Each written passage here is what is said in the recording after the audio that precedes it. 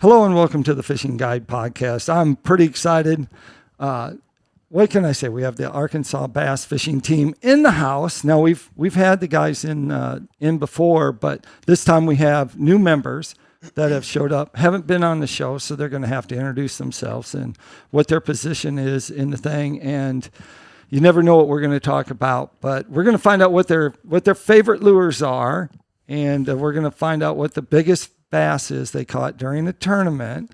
But let's start with you. Give you an opportunity to tell your name and tell them what your position is in the club. Yes, sir. So my name is Collier DeClerc, and I am the sponsorship director for the club for this year. Okay. Yeah, I'm Kane Rudzinski, and I'm the vice president. All right. I'm Mason Suderman, and I'm the tournament director. All right, so that's good. So let's just talk about fishing. So you guys have tournaments, because a lot of people don't understand. You guys have tournaments. Tell them about your tournaments. I guess tournament director. Yeah, I mean, they're pretty standard. We've been doing the new Arkansas Fishing Team Tournament Series this year, where we're trying to get strictly our club members to compete against each other, kind of bring us all closer, form more of a team for when we do go out to the bigger like AFCO tournament on Dardanelle here in October. We want to establish that family, that team. So we've been fishing these tournaments as a team together on Beaver Lake, lakes located around NWA that area. Yeah. Right. But pretty standard tournaments, like early morning takeoff, 7 hours, come back, weigh in, have a good time after the fact, hang out as a team. Just as competitive as any other tournament there would be. Yeah. Everyone gets into it. We got a trophy for the winner. It's legit. It's fun. Wow. Mm-hmm. That's pretty neat. So you go out and you fish for 8 hours. Have you won any of the tournaments? I have not putting won you on on the the club. spot. No. Has the It's- tournament it's- director won? Yeah, he Yes, won. sir. He won last Yes. season. Yeah. Same So- with this guy. Kane's the only one who hasn't won. Yeah, I know. all right. I always have I like put boat you on the troubles, spot. or I'm always like not there. Let's talk about boats. How do people have boats? I mean, you're living at the university and going to the campus, and there's no parking on campus. So I can't imagine there's really a place to pull your boat and park. It's tough. It's really tough. I have a storage unit in Rogers, just off Beaver Lake, but that's as close as I've found that's affordable for a college student. Right. But most people, they have boats that they can't bring. So we, have the people that have boats and places to keep their boats reach out to those folks who don't have boats or can't get their boats in to fish with them. Yeah. So you have an angler and then like say a co-angler Yeah, or the but person. Is that how you set it up? Yeah. Yeah, Exactly. I mean, yeah, for like MLF and Bassmaster, you have to have an angler and a co-angler. But for the little derbies we do on Beaver Lake and around here, you can take out as many people as you want. It's like a practice. Right. All sports have practice, so we use those as like our time to get out there and, try new things and get competitive, because it's interesting. You have so many people that go to University of Arkansas that love to fish. Right. But none of them have like even been in a bass boat or have tournament fish before. Right. And so it's like, hey, we have this derby. Come see if you like it. It's free. Right. And if you like that, maybe we can put you in a boat during like an MLF or an AFCO tournament. And if you like it, maybe spark something there. So that's kind of the purpose, is just to farm new talent and, like you said, build a family. That's like, Right. So how many people are in your club?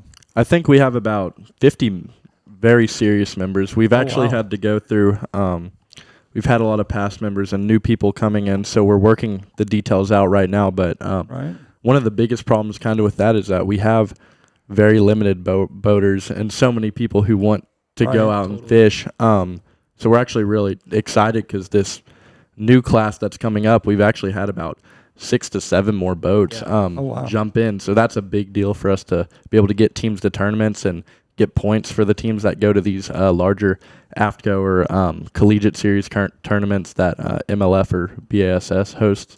Right. So that's just really big for us to be able to get people out on the water who want to fish and who are putting in the time in the club too. And you guys had like a membership drive at the start of the school year, did you not? Yeah, Hillfest. Yeah, Hillfest. Is that what you're talking about? Yep. Yeah. So, but if they were say if they're at the University of Arkansas, they could contact one of you guys Totally. or any member, right? Yeah, Definitely. definitely on the Instagram page. Just go there Okay. and you can DM us, and you can get put right into the club. But yeah, we had people all the way through the year. It's not like it's cut off at a certain time period. A lot of people ask, like, they see a shirt that we wear with like the Right. club, and they're like, "Hey, how do we get in that?" And it's like, I know I was disappointed you guys didn't bring your shirts. Yeah, and I know. Have like Hey. like Razorback I'll heads. represent it a little bit. There you I go. did a little turnaround. Okay, turn. But you got to go low enough so they can Oh, they yeah. can see you on the film. There we go. That's it. So you brought your shirt. So I brought my hat. Yeah. So Oh, there you go. this is my hat. Hey. So this is the hat I had on when Dustin Cannell and I did our photo really? shoot after he won. Only need one hat. So that's my That's hat. amazing. So it's really hard to wear going down the lake. That's Oh, the I'm sure biggest it thing is. I Yeah. found. But my grandkids love my big yeah, hat. it looks like a And Joey so Cifuentes. Yeah. you know the funny thing about that hat is I was at Redcrest doing media work, and so we're doing media work, and I go over, and Jared Linder's over there, the milkman, sorry, and he's doing stuff, and I go, I need that hat, and he says, I can get you that hat, and so in the end, I end up with a hat. Probably had to barter something like my soul to get it. But anyway, I get it. So then when I walk in the media room, I had hit it. And then when Dustin came in and he won and everyone was doing this thing, I put my hat on to ask my question. And I said, this is Big Hat Media. I got a question. And awesome. so anyway, I did get my picture. That's my screensaver. But what's probably the biggest moment you remember? What's the most memorable moment that you remember in fishing? In fishing. In fishing. In my whole In fishing. your whole life. In your life, was it your dad taking you out fishing, or was there a special time? I think the most special memory for me is it was one of my first tournaments that I ever fished. I think it was like my freshman year of high school. Right. And we were fishing early spring. I think it was early March. The water, it was Perry Lake in Kansas. I'm from Kansas City. Okay. The water was like 20 feet high. It was cold. The fishing was terrible. We went out and practiced, didn't catch a jack. Like, it was really bad. Come tournament day, boat didn't work. We're like, oh man, this stinks. Motor's not turning over, whatever. Let's just use the trolling motor to troll around in the launch cove. Mind Right. you, fast forward all day, there were two teams that caught fish all day. My team, or myself, and one other team.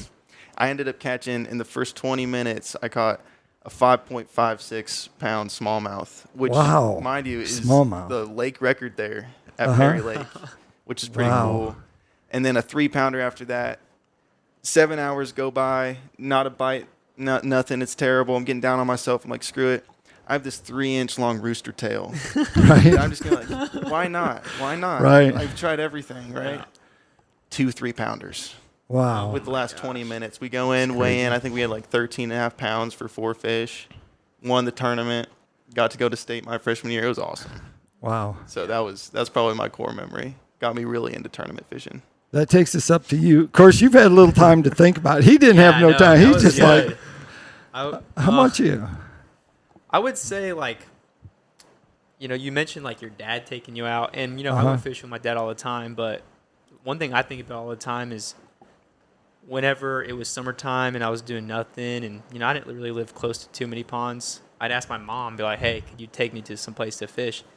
And she would drive out, find a spot, and she would park the car for like 5 hours and sit there while Wow. I fished. And so I really think about that. I'm like, you know, that's what parents do. They sacrifice a lot for kids, and, you know, Right. it nurtured my love for fishing, essentially, right? Because, you know, a lot of kids, they could have sat at home and played video games, but she wanted me to be outside. So That's pretty cool. And It's actually funny. One memory that sticks out to me, Kane was in on it.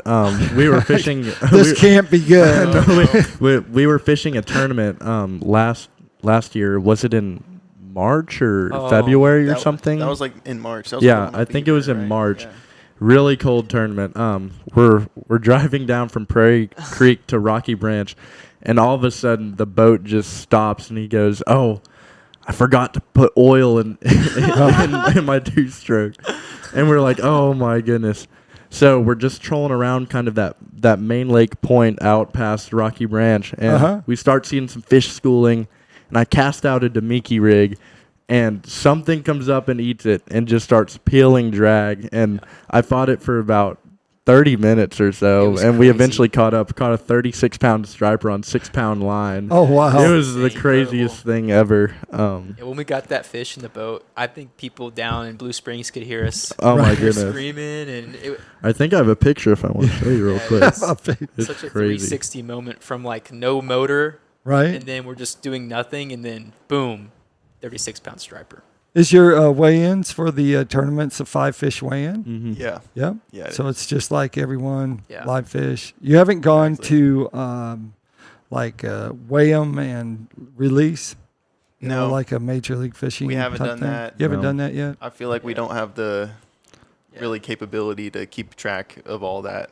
Right. Yeah, That would be difficult. the club went through like a little. You can probably track it. You know, like 3 years ago, a lot of people were showing up on your show, and then it kind of stopped. Yep. And even like 2 years ago, my freshman year.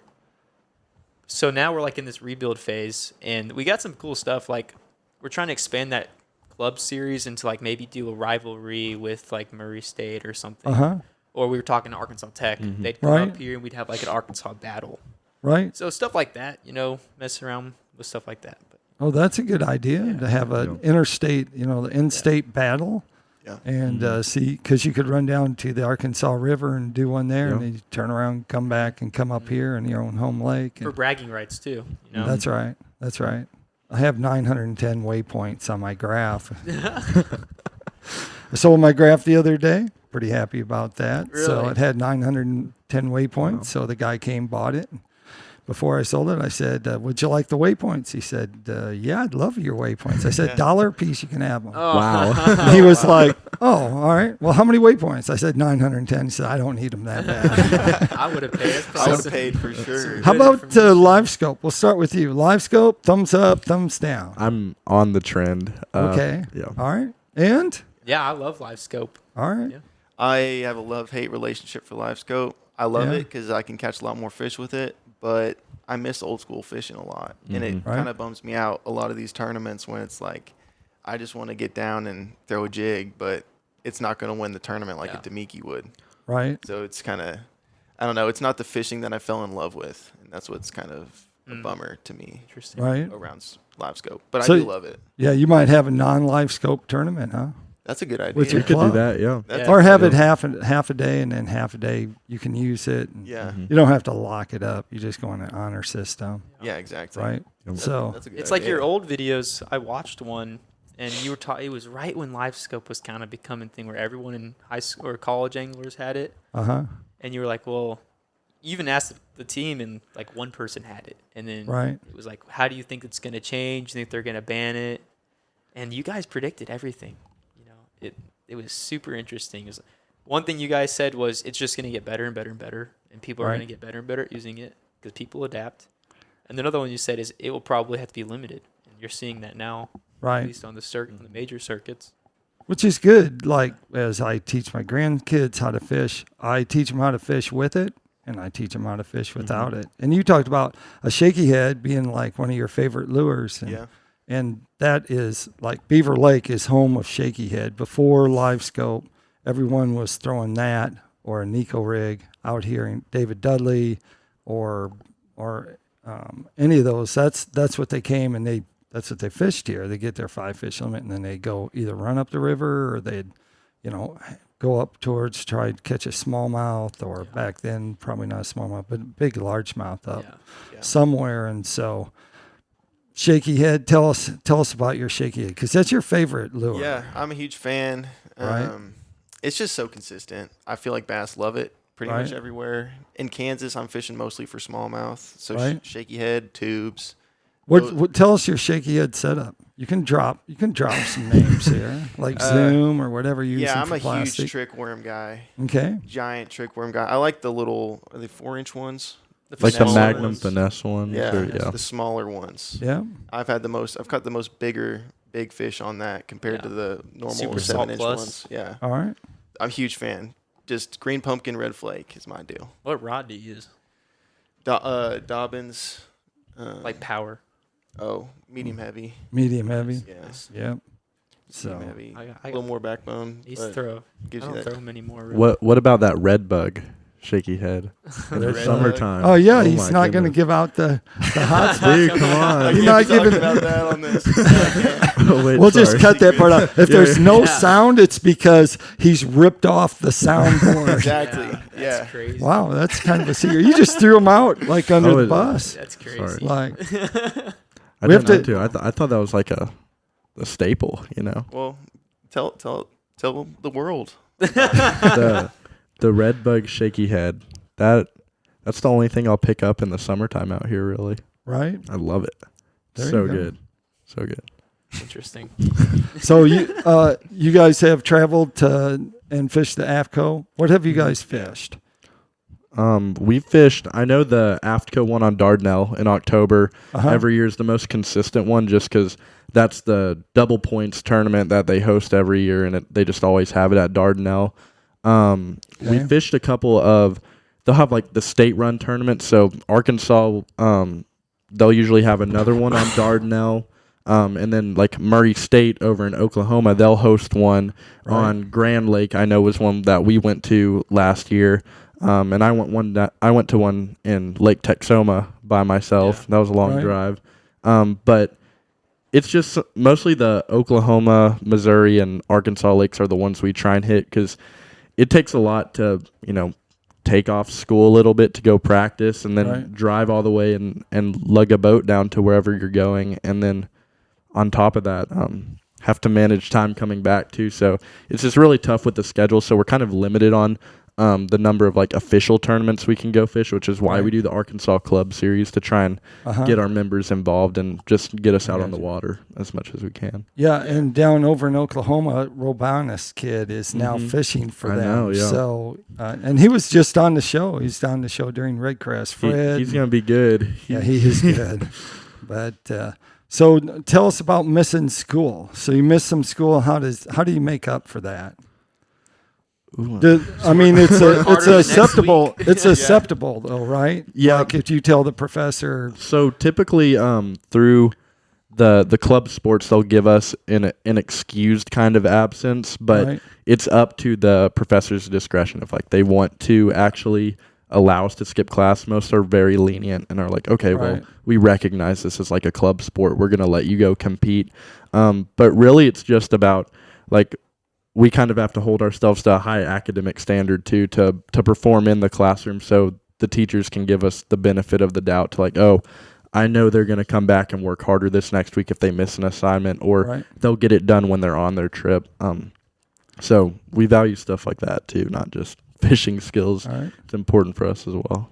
What's your major going to be? Do you know? I'm doing finance and accounting right Okay. now. So, All right. you know, Not going to change your mind? What year are you in? I'm a sophomore this Okay, year, so sophomore. there's room to change my mind. It changed since last year, so who Okay. says it won't change again? What direction are you headed? I'm studying civil engineering. Okay, Yeah, I'm a senior. great. I'm working on my shop out there, so Yeah, I you need a to do little. some I need to come AutoCAD on, for you. actually hands-on Yeah. work. There you No, go. Yeah. so that's what you're going for. What year are you in? I'm a senior. Oh, a senior. Yeah, you're already Too far. 4 gone. year. Yeah, it's 4 4 year years. degree. Yep. Yeah. And I'm also a senior. Agricultural systems is my major. okay, what happens with business that? What does minor. that mean? Ag business. Ag business. That's just kind of like business. It's centered around agriculture is kind of how we're learning it. But Uh-huh. just basically normal business. I'm not too involved in that. Was one class away from getting that as a minor. So I was like, screw it. Let's just add this and get the minor.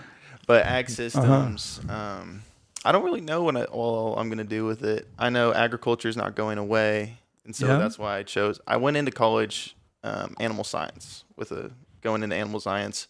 Because I Right. thought I wanted to be a vet. I figured out I didn't want to be a vet because parasites. Long story short, we had a guest speaker come and talk to us about parasites, and it scared the crap out of me. So I was like, I can't deal with this anymore. So I switched it to ag systems, and it's just kind of the ins and outs of agriculture, essentially. Right. All right. Well, let's talk a little bit about sponsorship. So, if someone's interested in sponsoring, the club, where do they go? Where do they start? Who do they contact? Yeah. You. So the two best places they can go to are we have a website called HogSync. Okay. That's HOGSYNC, and you can go on there and search up our club, and there should be information about how you can either donate or get in contact with us. But we're even more active on our social media as well. So Okay. if someone wants to just message us on Instagram or any of our platforms that we have, Facebook. yeah, Facebook as well, we reach out very quickly to get in contact with those people, and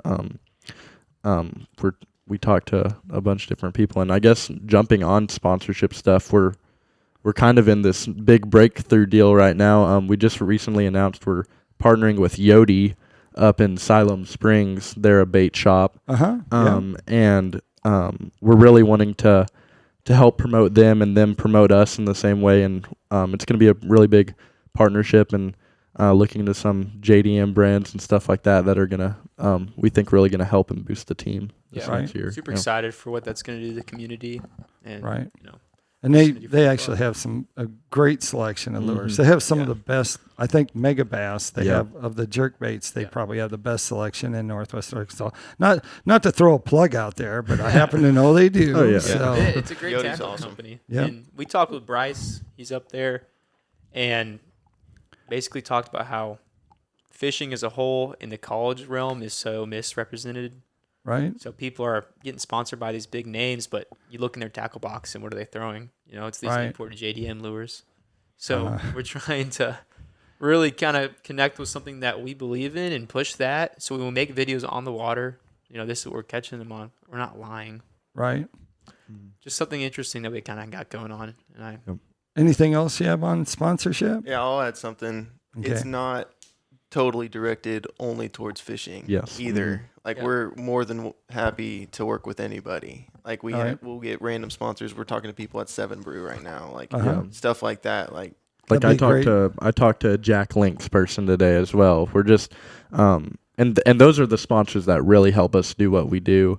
The non-endemic. Yes, because a lot of the tackle companies, they can offer us discounts or baits and product Right. to use, but a lot of the other local companies that help support us, it really helps with like gas funds, so we can Right. actually go and travel. And it helps with just paying for expenses, like if we're need to book out a hotel or an Airbnb or something where we're staying. And those are the big expenses that like you don't think about until you get to the point where, oh, we actually have to spend this when we go to travel Right. at these Yeah. areas. So those brands really help us out a lot whenever they sponsor us. All right, talking about sponsors, let's talk about our sponsors for our show, Pico Lures. Pico Lures, of course, has a complete line of hard and soft baits. Anything you're trying to catch on Beaver Lake, you can catch. All game fish, you name it, you can catch it. So we would highlight the crankbaits, but I tell you what, they talked about the shaky head. They actually have some bass jig heads, and one of them is called the Brad head, which is named after me, after the shape of my head, and it has no hair, just like me, and also like that's real good for like Ned rigs. But you can check them out at picolures.com.